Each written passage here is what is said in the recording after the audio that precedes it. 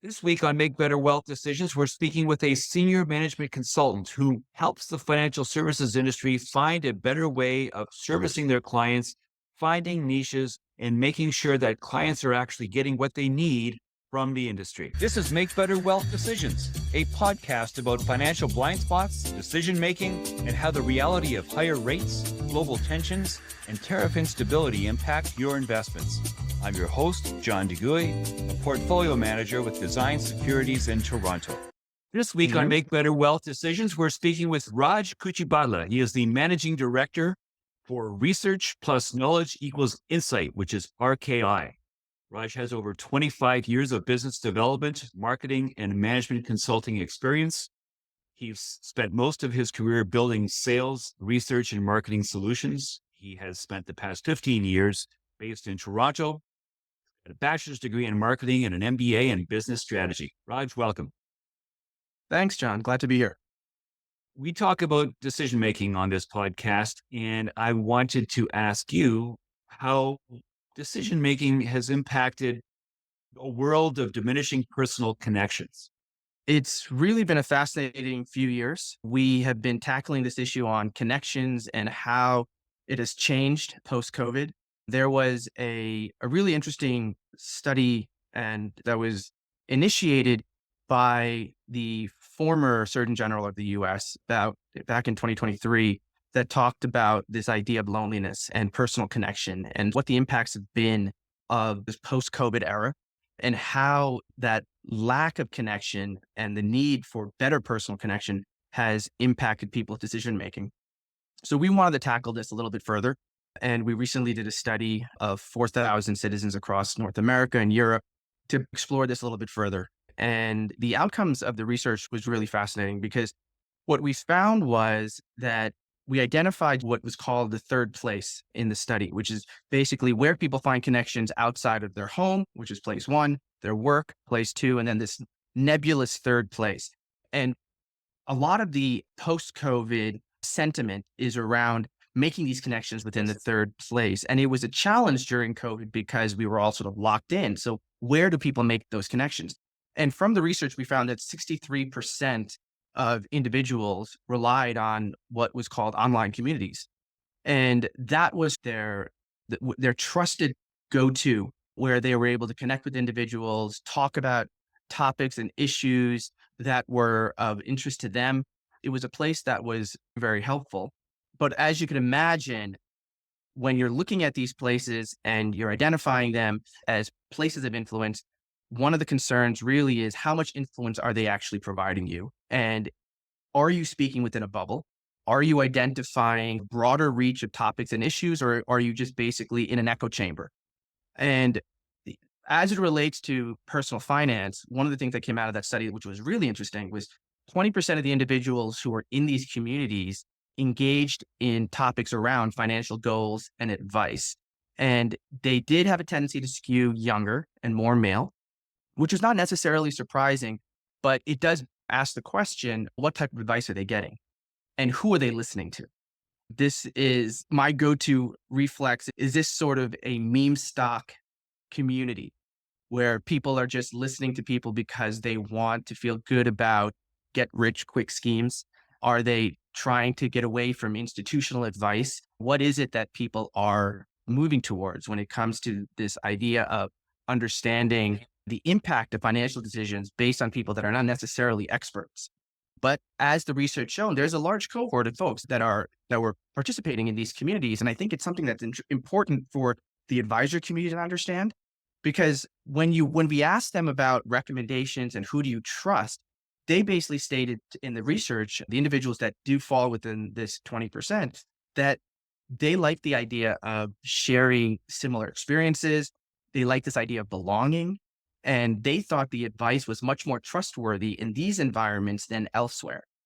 So if you're a financial institution or you run an advisory, how do you compete with that? And that's a question that I think needs to be answered, because whether we like it or not, if you look at, for example, if you look at last year, the S&P jumped 34%.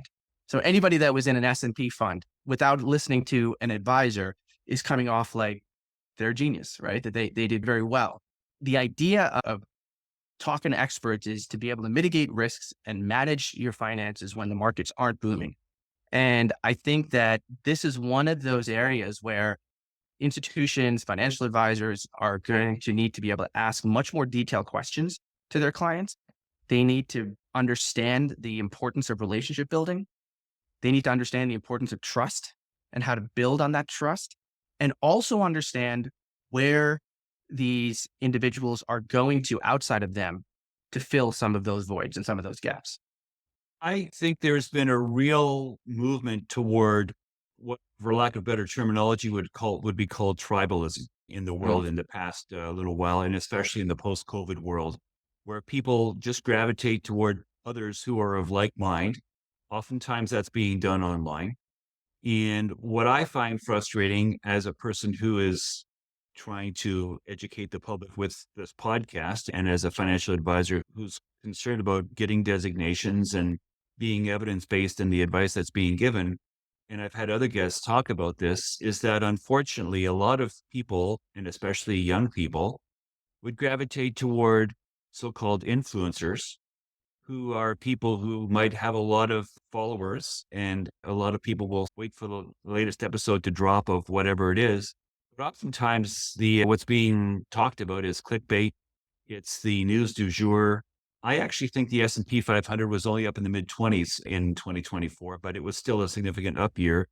As an example, people will get all hot and bothered about something that's exciting and newsworthy, and oftentimes at the expense of first principles and solid, reliable advice. And so everything that you're saying, none of it particularly surprises me, but some of it dismays me because there's a sense that as you're a person who works in the financial services industry and wants the industry to professionalize, it's a bit disconcerting that people who don't necessarily have the training are in many ways reaching more people and having more influence than those of us who have actually put in the time, put in the work, and are more measured in the way we portray things. So I don't know that there's a solution to the problem, but I just wanted to say that I share your observations that it's a reality, and I would personally go so far as to say that it is a problem. Let's go from the micro of an individual advisor struggling in this environment to maybe a more macro and talking about the institutions themselves, the banks, the firms that the advisors work for. They're trying to craft their messages to attract investors. And I'm asking you specifically about female investors mhm. because they're often overlooked. Female investors tend to be better clients because they're more inclined to take advice. They don't have as much optimism bias. They don't have as much overconfidence as men do, and they're better at incorporating what people say and listening. So, what can you tell us about how things are evolving with female investors these days? Yeah, this is an opportunity that definitely needs to be capitalized upon. We've done studies in this space as well. Interesting statistic, 56% of individuals male individuals have stated that they don't necessarily need an advisor. Meanwhile, only 37% of women have said that. So there is an opportunity for these banks to be able to go after a much more loyal cohort of investors. Women are more loyal to their advisors than men. It's the data shows it. Half 52% of women have said that they wouldn't leave their advisor. But that number is only 37% for men. So for those women that would leave their advisor potentially, they talk about issues like lower fees, better products, better customer service. But the loyalty aspect of it is real. And I think that when you are looking for growing your business as an advisor, how does that happen? And so we talked about marketing strategies, we talked about thought leadership programs, sales initiatives, but a large chunk of where advisors are growing their businesses through referrals. And women investors are far more likely to refer someone to a advisor that they are working with that they like than those that aren't. So I think that there is an opportunity here to really engage with these individuals. We've seen that banks have a tendency to, or advisor firms have a tendency to focus on their male investor cohorts versus their female investor cohorts. And I think that's a mistake. I think that another area that we found, which was interesting, is communication strategy. We'll have some research where we've spoken to couples who go into seeing their advisor. And more often than not, the advisor is almost unilaterally speaking to the man of the group. And that's a scenario where even if the woman is making as much money as her spouse is, it's insulting to a certain degree to be able to ignore them as a cohort to communicate with. So this is an opportunity for the banks and the advisor organizations to go out and engage with these folks. The other thing that we've done some research on is what happens when women get divorced, when women are widowed, especially those who are at a higher income level. How are they being engaged, and what are their needs? And the challenge is that if they're an older cohort, there's a likelihood that they haven't been communicated to very well throughout the course of their life, and now they need even more help. When we're looking at this, we're seeing that almost 92% of these women are really looking for assistance. They're looking for someone to advise them, educate them on their finances, trying to really understand what the impact is of their decision making. And I think that this is a cohort that needs to be engaged with at an earlier age. They need to be educated sooner. And for those institutions that are not focusing on this, I think it's a big mistake. Funny because in my own practice, I know that whenever I'm meeting with a couple, I go out of my way. And in many instances, it's the man who is the person who is in the bus with regard to the finances, maybe because he's earning more money or what have you. But you're absolutely right. The women categorically are involved in the household budgeting. They're the ones that are usually buying things and so forth. So I constantly stop, and even if it's the man who's asking the questions, I will stop and ask the woman of the family to say, "Are you okay? Do you have any questions?" And proactively try to draw her out to make sure that it's not just a conversation between myself and a man, if in fact it's the man, which it usually is. My question for you, Raj, is what if the advisor is a woman? Is that problem still prevalent if the advisor is female? It's way better if an advisor is female. It's so funny you brings up because anecdotally, this happened to us, where for years we were with a female advisor, my wife and I, and we had a tremendous relationship with her. And she retired and we were passed on to a male advisor. And within the first meeting, this exact scenario happened to us. And my wife was livid. And so it sparked this idea of being able to explore this in a future study, which was exactly what we did. And we found that women overwhelmingly would prefer a female advisor to talk to. So, but the challenge you have is it's a very male dominated industry. How do you attract women to come into the workforce? I think that is if you're trying to connect all these dots, if you want to be able to improve on your service level and your ability to attract female investors, I think part of that is going to be attracting female advisors into your institution because the data is very clear that this is an issue and it needs to be addressed. It absolutely needs to involve training of male advisors and communicating with female investors, but it also equally needs to be a recruitment strategy to attract new female advisors into the institution. So how do you do that? Well, as an institution, there's lots of options and choices from a competitive landscape. So how do you make yourself more attractive to these individuals and to get them to come into your firm? And I think this is going to be a talent war that has already begun and is going to continue to move forward. But the work that we do for a lot of these institutions is to really get into the nitty gritty details of how do you do those attractions? What is it that causes folks? It's not just salary. It needs to go beyond that. There's cultural issues. There's this notion that there's a priority, there's a prioritization of it. There's thought leadership, that's communication, there's messaging, there's all of these things come into play when it comes to how do you get these individuals and these women to come in and be part of the team. And once you do that successfully, I think that you're going to start seeing this ramp up effect in trying to grow your network and grow into a cohort of investors that are absolutely underserved. It's funny because I was asked to give a lecture to an undergraduate class at the Schulich Business School a couple of weeks ago, and it was just an overview of the financial services industry and how things are evolving. And one of the points that I made is the point that you just made, that women overwhelmingly make better clients because they're more inclined to take advice and to not second guess what they're being told. And so they're much better. And when I said it, I was deliberately watching the reaction in the room. and there wasn't a lot of reaction, but I would say that the class was maybe 60% male. And there was a certain amount of maybe very quiet smugness where the women are going, yeah, see, told you. And I tried not to, I didn't want to beat up on the men either, but it's one of those things where it's actually fairly well known that women make great clients. And as a result, I think you're absolutely right. It's a real opportunity for the industry for where there are men who are old school, for lack of better terminology, and that they have their conversations with the man of the family.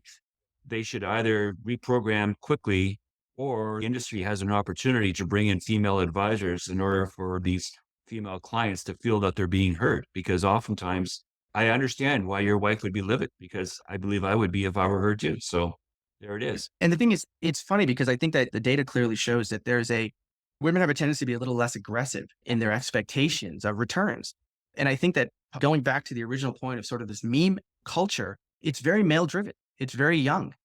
And I think that needs to be addressed. We were doing some research on what types of savings accounts do you have? And if you look at the distinction between Gen X and millennials, which is not, it's not boomers and millennials, but it's millennials, people that have crypto accounts, for example, right? Three times as much in in Gen Xers, in millennials versus Gen Xers. That's an incredible amount of difference that we started noticing just in that one generation. You see this spike, right? It's very volatile, but it's also driven tremendously by male investors.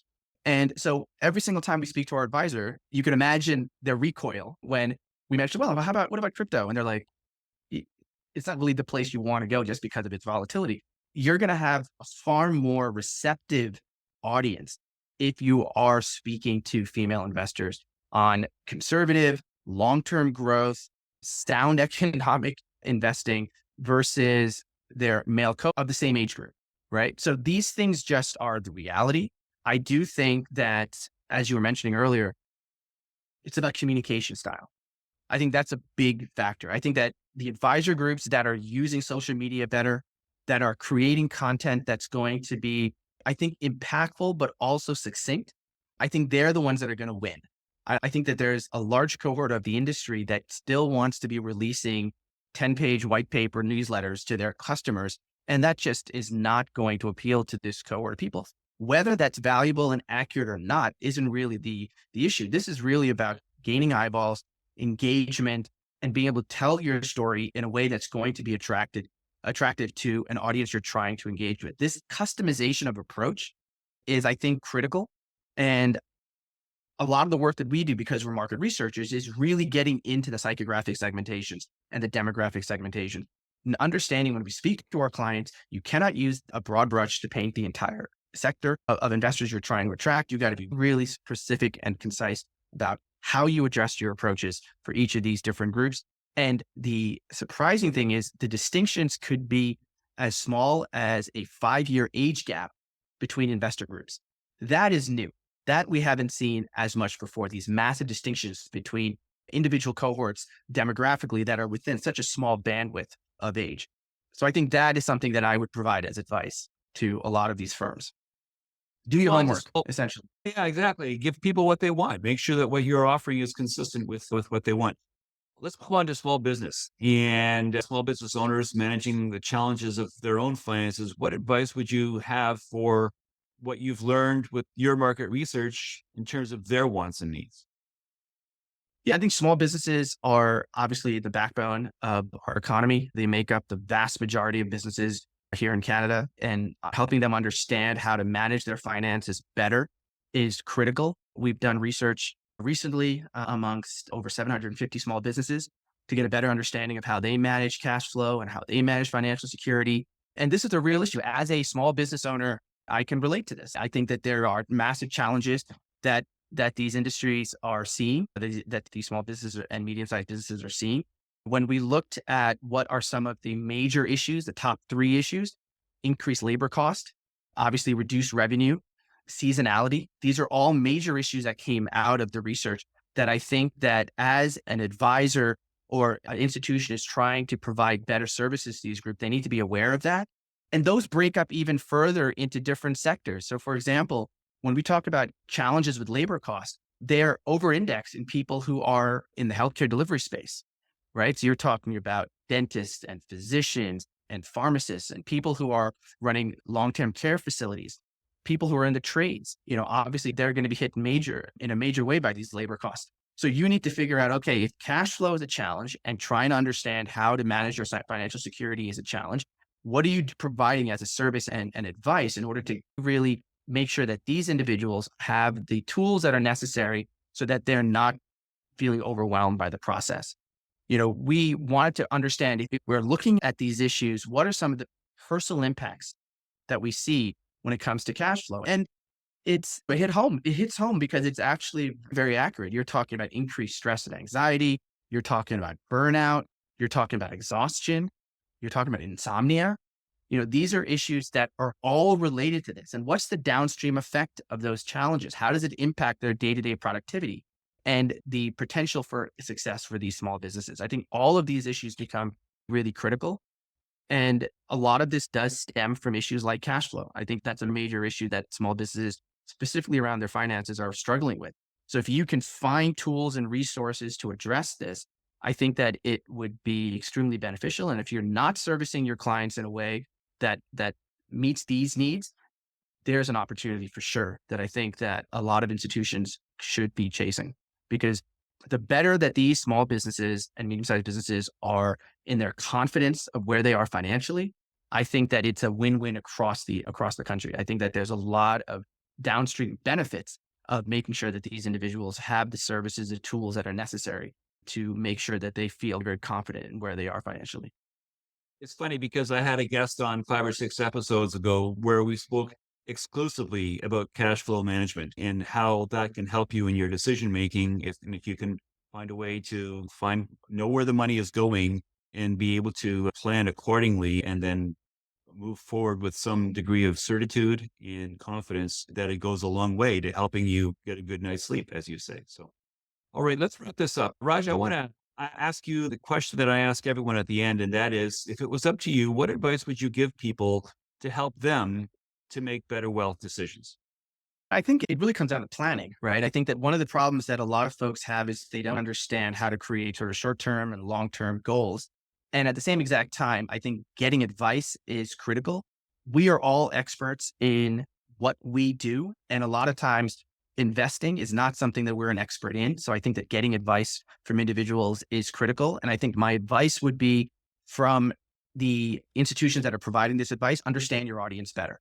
I think that there is a constant need for insights gathering. I think there's a constant need for getting a pulse check on who you're trying to engage with, how to engage with them, what communication strategies work and don't work, what messages work and don't work, and really customizing your approach as best as you possibly can to meet the individual needs of your customers. It is a much more work-intensive exercise because of the fact that you need to really understand how your approach is going to be very different for your each individual customers. And you won't know that unless you do the homework to figure out what approach actually works. We've seen success within our client cohorts who have spent, a year, 18 months, 2 years trying to better understand their customers and then building strategies in the interim to try to engage them better. That long-term approach, in order to do so, I think have paid significant dividend versus people who are just going full tilt right away, hoping that their strategies are going to be impactful. But that would be my advice. I want to thank you for your time today. It's been a real pleasure. Thanks, John. Great to be here. This podcast is not to be construed as offering specific investment advice. Please consult a qualified advisor before acting. My books, Stand Up to the Financial Services Industry and Bullshift, are available online. If you'd like to meet to discuss how the topics in this podcast affect you directly, please visit my website.